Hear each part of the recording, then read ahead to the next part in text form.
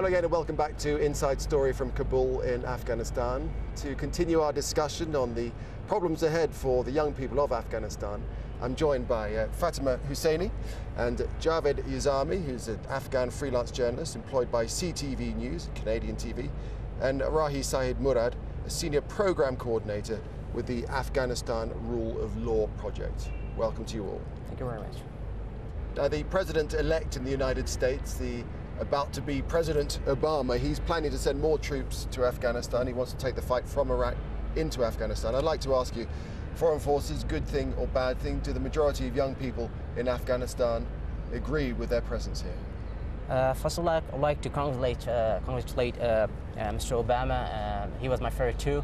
Concerning Mr. Obama to be, he's elected, and now people looking what he's going to take for a step in Afghanistan, in Iraq, and in the U.S., in America, and everybody's really concerned about that. What he's going to take for a step.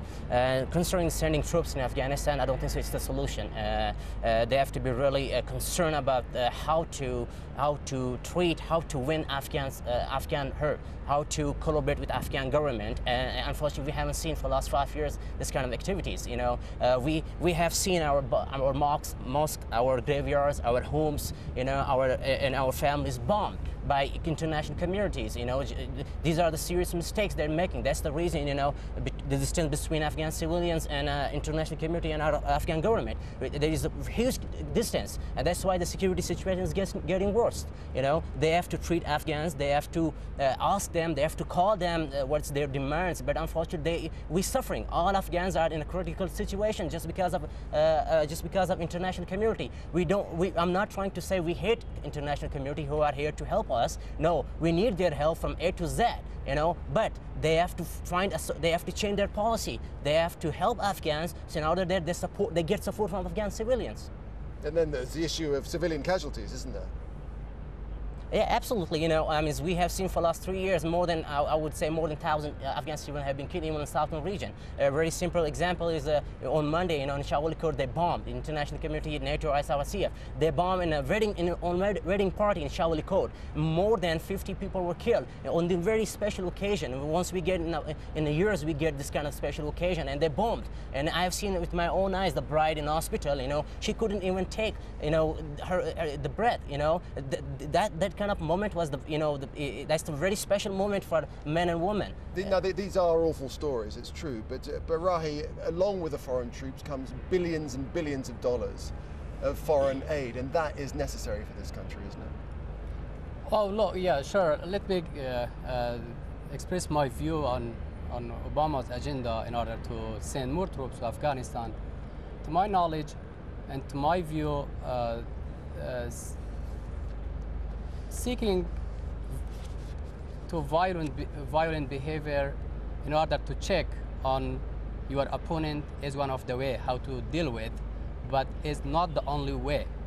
I think sending more troops to Afghanistan does not help Afghanistan security and will not be able to establish peace in the country. I think peace does not land, security does not land from helicopter. But it is a process. You have to work with the people. It's a process, needs lots of efforts in order to change the mind of the people. If you want to bring any change, you know, if you want to bring security in the country, you have to work with people side by side. But with respect, it's easy to say that, isn't it? But it is much harder to do. Can you say, Fatima? You mean to bring the peace and? Yeah. Yeah, it's difficult because, you know, we had this experience in the past also. For example, the relation that, you know, it is more about political issues, which is, you know, happening in Afghanistan. We had the experience in the past too. The problem was that there was a big distance, you know, gap between the civilians, you know, the Afghan people and the government. So the other issue now is that at the first, when the international community get inside Afghanistan, inside Afghanistan, the people was hopeful because they had a bad situation during the Taliban regime, and they hoped that, they wished that the international community can bring the peace here. But unfortunately, again, they saw it happened the same which was in the past. It means that we are repeating the past. The problem that we had with the Russian, they couldn't, understand the Afghan people. They have to understand these people and know how to work with these people. I want to say something about that. We do know that talking about fire is easier than going on fire. But think about that. How many people from abroad country came to here to support Afghans and rebuild Afghanistan. They're spending $1 million. They're sacrificing. But unfortunately, why they make a mistake? They have to take every step very carefully. They make a mistake because there is no one who asks them why you do it. There has to be a sort of commission. There has to be a sort of a committee. When they make mistake, they have to pressurize them why they do it. They have to be punished. Well, Rahi, you work in the legal arena. That's your department. Right. Yeah. Actually, again, I think this is very much interesting topic to talk about it. So, to my knowledge, what I would say, as my colleague also said, that international communities should change their policies. I think there are several ways how we establish security in a country, how we bring changes. We just using here only one way, which is physical confrontation, military confrontation, which does not work at all, I think. In many situations, if you go to the history of Afghanistan, especially Afghanistan has been at war for more than 30 years, but physical confrontation didn't work. So I think there are several other ways we can bring about peace here. For example, negotiation, reconciliation, mediation, how to talk with your opponent, why they are as such. Are they violent by nature? Or they have some unmet human needs, they want to get it.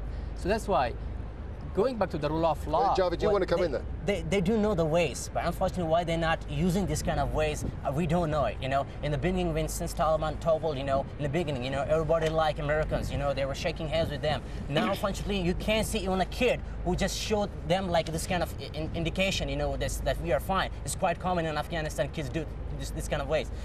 They're making a lot of mistakes, and there is unfortunately none of us, even human rights, ICRC, UN, none of them even they didn't ask anyone who made serious mistake in Afghanistan. They killed hundreds of Afghans in Afghanistan. Okay, listen, we're running out of time. We're running out of time. I just want to ask you one thing. The children are obviously the next generation. As you look at the situation now, what hope can you give them? Very briefly, Fatima, first of all. What hope that we can give them is, one of the other issue is that, the children of Afghanistan is suffering from the poverty.